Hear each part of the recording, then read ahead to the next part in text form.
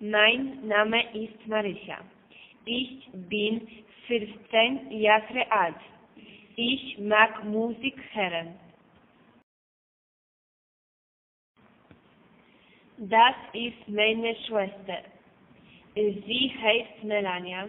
Sie ist 12. Sie mag tanzen. Das ist meine Schwester. Sie heißt Patricia.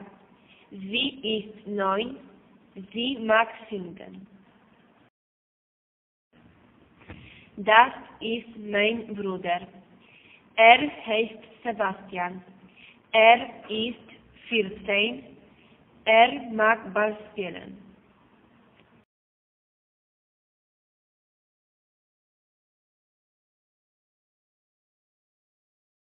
Das ist mein Vater. Er heißt Antek.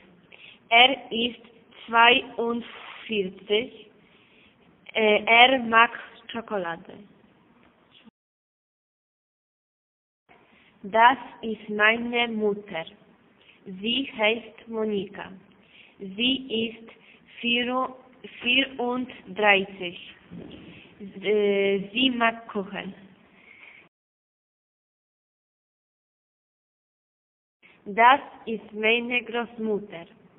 Sie heißt Krysia. Sie ist 60. Sie mag stricken.